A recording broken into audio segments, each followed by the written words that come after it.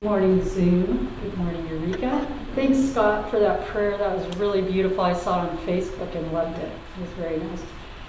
Well, welcome to the contemplative meditation of the 2022 year.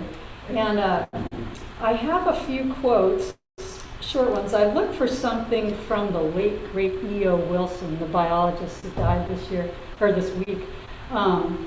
And I really enjoyed his work. He did a lot of really cool work with ants.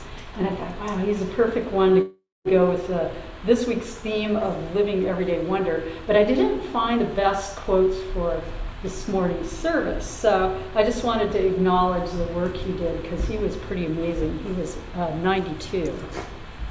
Oh, he thought I stole his glasses. Okay, so anyway, I have several quotes. One of them is from Christine Green from this month's Science Mind magazine. And then I think we'll see how long this goes, but a short one from Jack Kornfield and then Socrates. So we'll have a few moments of silence after this, and then Jackson will sing us and play music into the other part of the service, sacred section of the service. So if you just relax and if you feel comfortable, close your eyes. When we are awake, we live in a state of wonder and amazement and see through the eyes of our soul. Those who are awake live in a state of constant amazement. And last, wonder is the beginning of wisdom.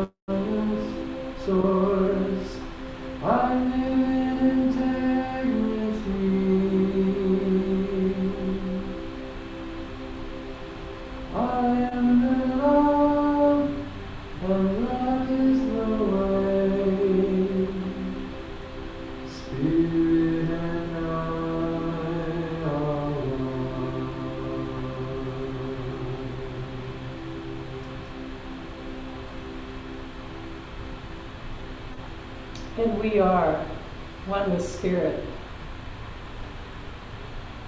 And I know that today, as we gather together, and at all times, that Spirit flows through us as joy, as love, as perfect health. And I know that as Spirit infuses every cell of our being, that we are alive and we are full of this beautiful energy of the Most High. And as we fill ourselves to the brim, I know that this wonderful energy flows out into others, flows out into our world. Anyone that needs healing, anyone that needs light and joy and love, that we are beacons, and even brighter so because we come together this morning. And I'm so blessed that we are here and we have this opportunity to be in this group of like-minded individuals. And I know that the words of Reverend Angelica will be just the right and perfect words that we need today, that this world needs today, and it will all flow forth into the greater universe, and so it is.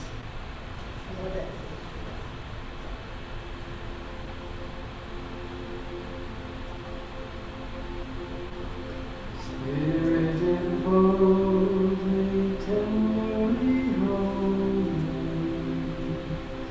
Spirit and I are one, walking together now and forever. Spirit and I are one.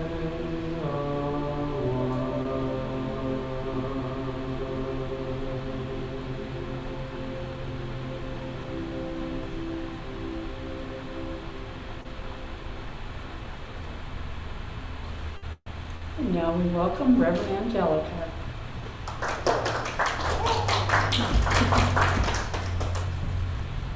Thank you, Michelle and Jackson. That was very good. Very good.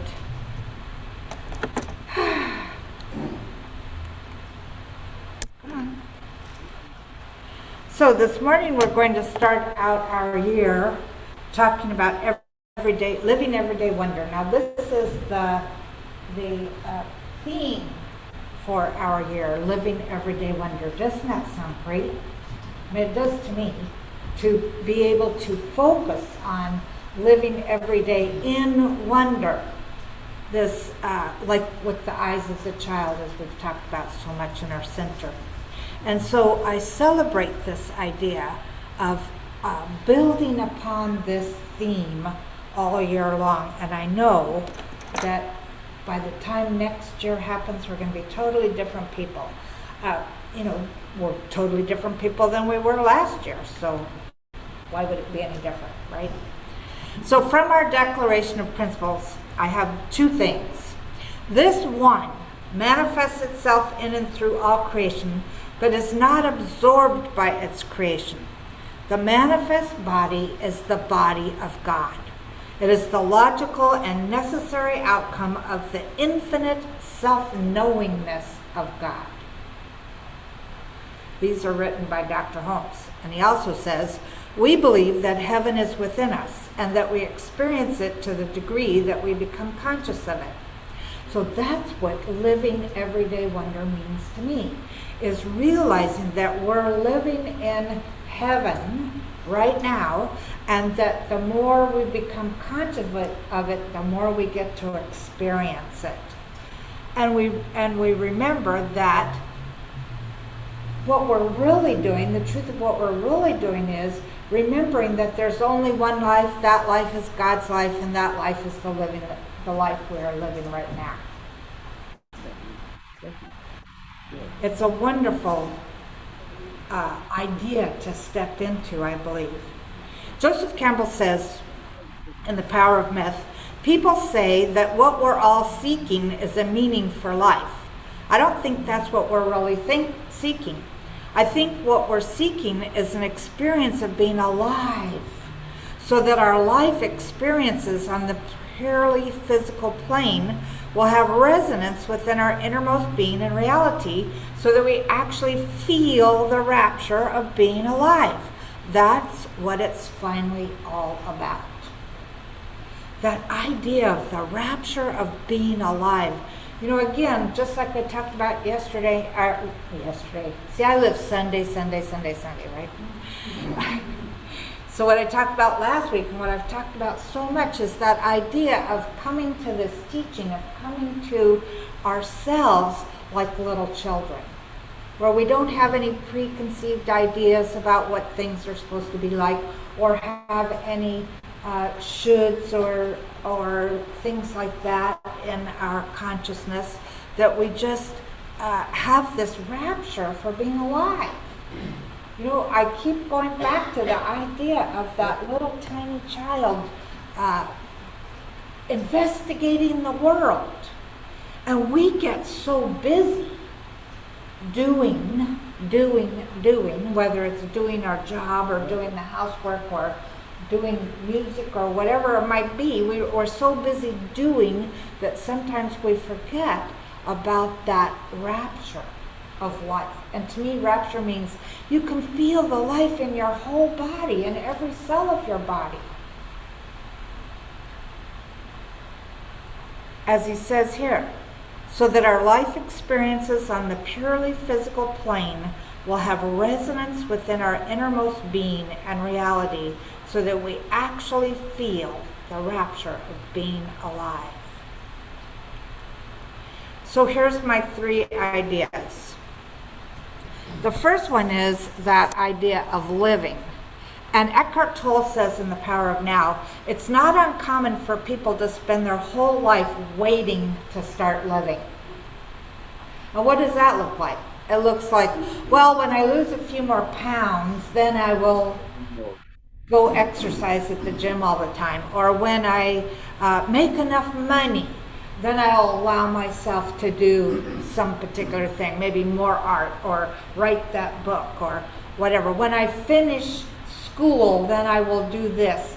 I mean, it's all, we seem to have this propensity to put off really living our lives.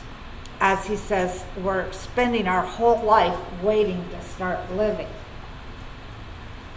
I know, for instance, you know, my house has become like a hurricane headed over the holidays, and I keep thinking, oh, I'd like to have some people over, but I've got to clean my house first.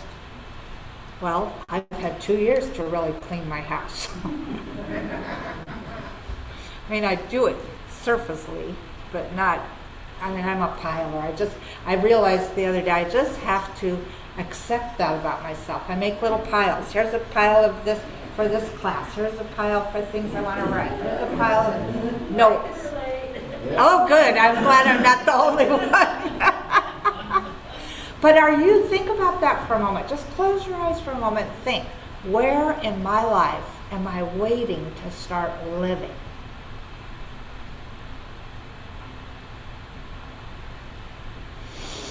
And take a breath. To live in everyday wonder, we have to let go of waiting to live our life. We have to step out there and really live it. Everyday wonder is the next, this thought as just keeps coming to me. And Mary O'Malley in the book, What's in the Way is the Way, says something very extraordinary is happening here. There are no ordinary moments in your life. And that reminded me when I read that about Brother Lawrence, who wrote a book, I can't remember the name of it, but he talks about doing the dishes and how doing the dishes, even in doing the simple things like doing the dishes, should be something that is done mindfully, prayerfully.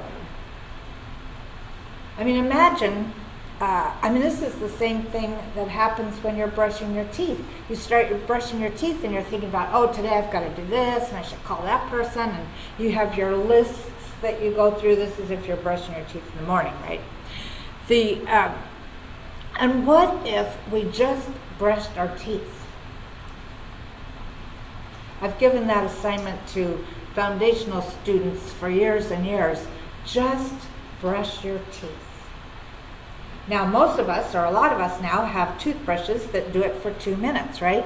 Isn't that the longest 2 minutes that you can imagine? Especially if you're trying not to think of anything else but brushing your teeth. However, that's just an exercise or a practice in being in the moment all the time. So what if you took that to when you're doing your dishes? If you let yourself totally be in the moment doing the dishes. I remember Brother Lawrence described the bubbles in the water and things like that. And yet, for me, dishes is something that's got to get done. It's not like anything I want to enjoy. It just has to be done every time. Sooner or later, I think they'll invent dishes that clean themselves. I mean, they now have a window glass that cleans itself, so why not? But if we allowed ourselves to think that this moment right now is extraordinary, what if we spent that time, what if I spent that time in doing the dishes, the job that I, just rushed through, what if I spent some time there being grateful? Being grateful for the farmers that grew my vegetables and my delight in cooking them and how wonderful it is to eat them, etc. And allow myself to be grateful. But even then, I'm either in the past or in the future. I'm not really in the present moment, but it's a start, right? A start.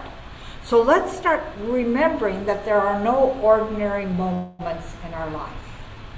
Everything is extraordinary. And the fact that we got up this morning, or that we woke up this morning, let's start there. That's an extraordinary thing. And then we go into the truth, because this living in everyday wonder is stepping more fully into that truth with a capital T. So Guru Nanak, the founder of the Sikh tradition, I'm not sure I pronounced his name right, but he says truth is high, but higher still is truthful living. In other words, standing in the truth all the time. Dr. Holmes says somewhere in the textbook, and I just paraphrased it here, it's not enough to know spiritual truth, we must live it, experience it, and allow ourselves to be transformed by it. And for me, that's what this year is about. It's no longer about manifesting stuff or changing things out there. It's about getting in here fully, completely. Getting in here meaning being totally in your body, being totally in spirit. Jean Houston was talking in the book that we just finished in Book Circle, they talked about microvitae or something, I think that's the name of it, something that is even smaller than the atoms in the cells in our body.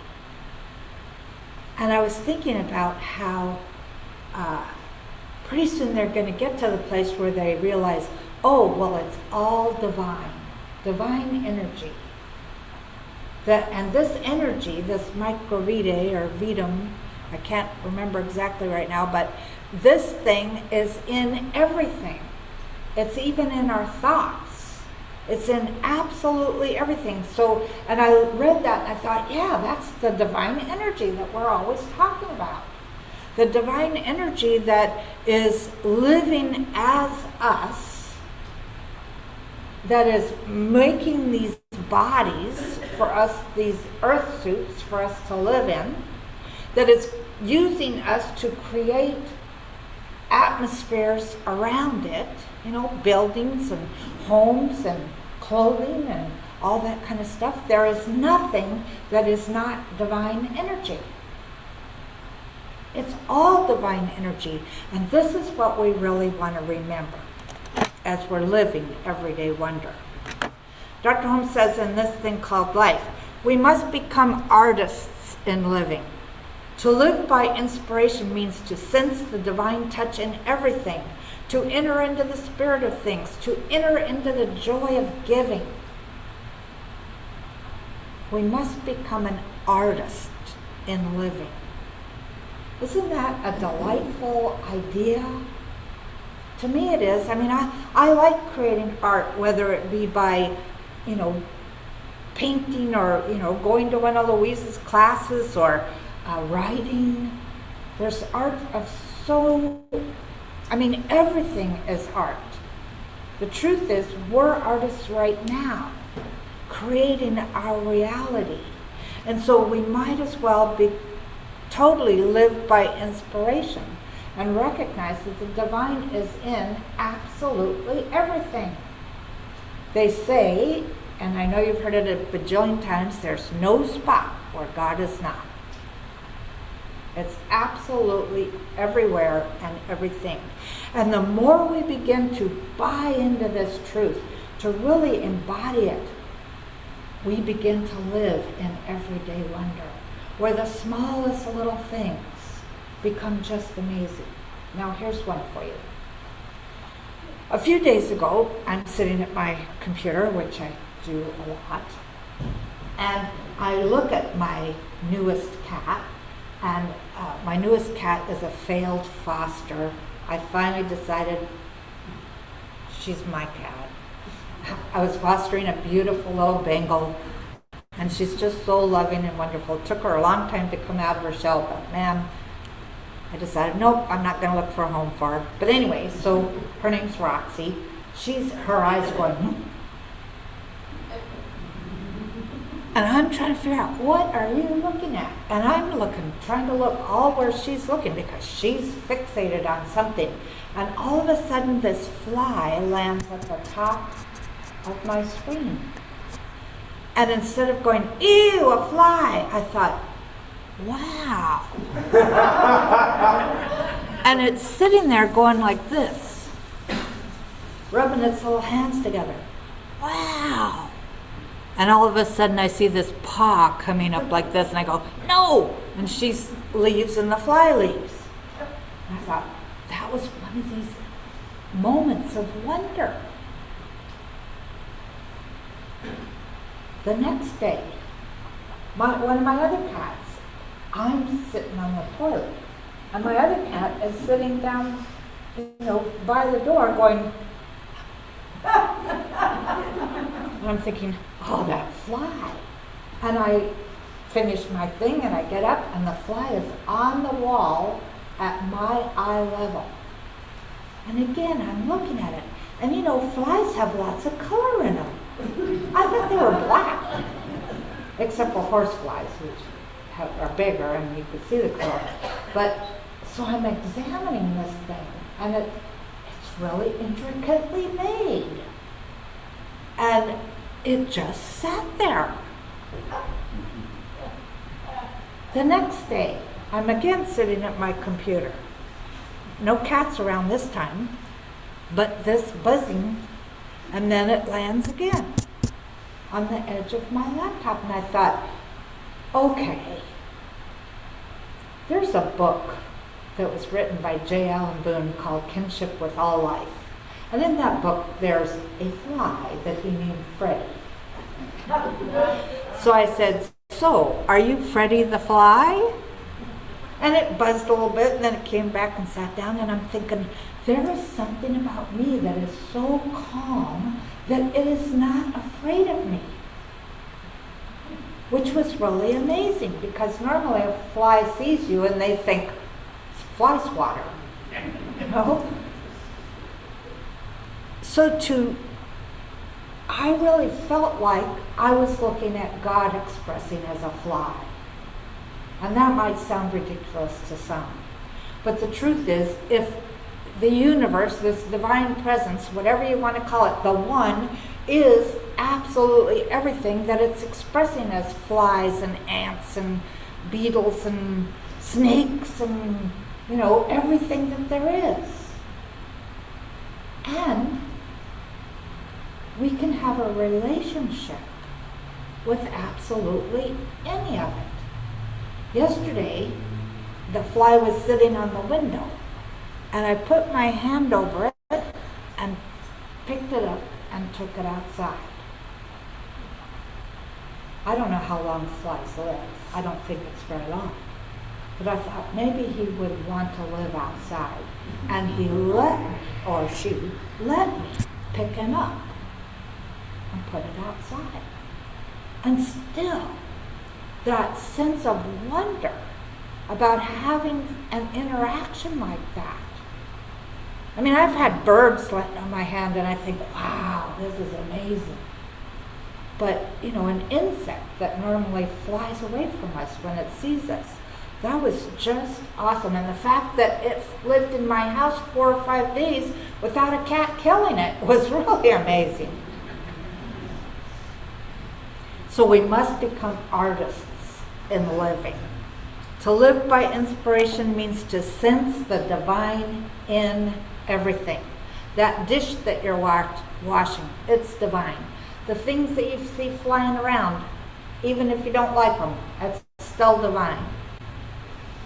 To enter into the spirit of things, to enter into the joy of living. That relationship with that fly gave me great joy.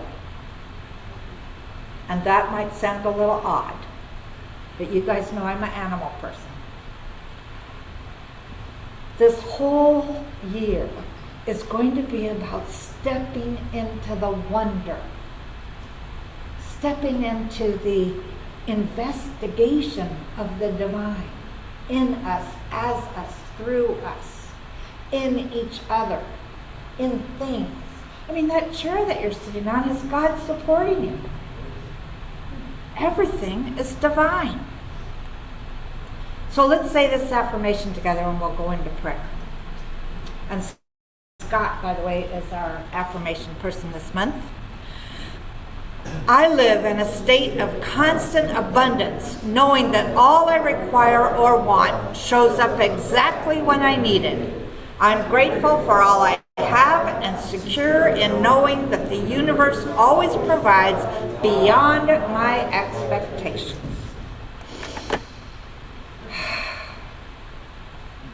So this is what I know. That each one of us is absolutely willing and ready to start trusting the universe to a higher degree than we ever have before. We recognize all there is God. This amazing energy that is both unconditionally loving and infinitely intelligent. And this energy is in absolutely everything. We can give it whatever name we want to, but it's always here, present, everywhere, in the air that we're breathing, in everything. And so I celebrate us as we play in these realms of wonder, as we begin to see that absolutely everything is divine. We allow ourselves to open up our hearts, to feel the feelings of the universe moving through us as we walk this spiritual path we call life.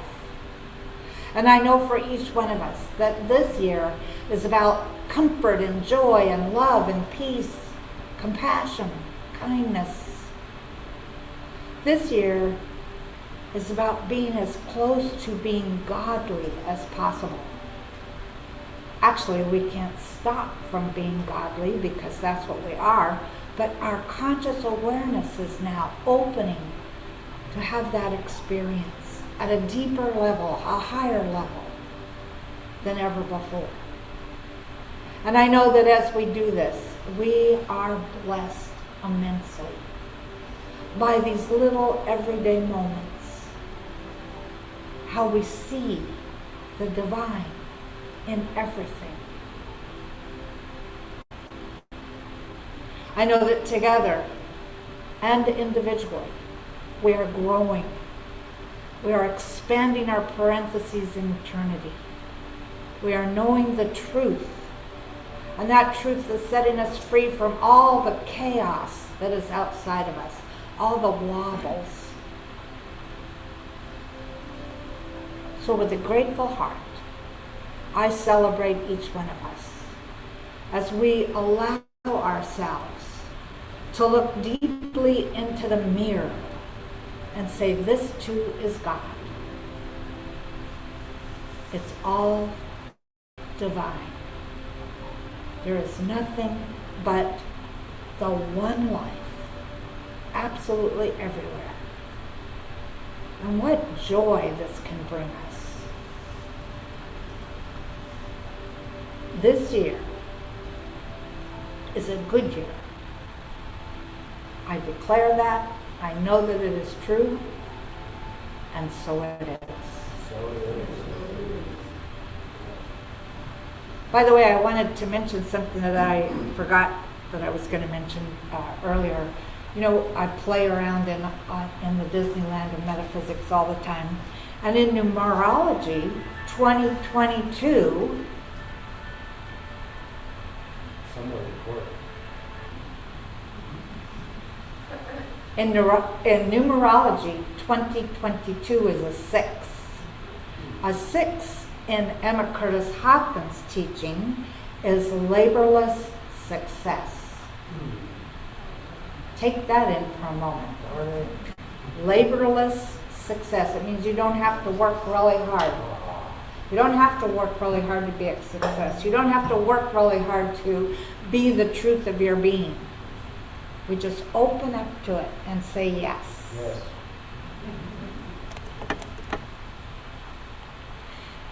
We have a treat today. Our musician this morning is Anna Hamilton. So let's, oh, stop the recording.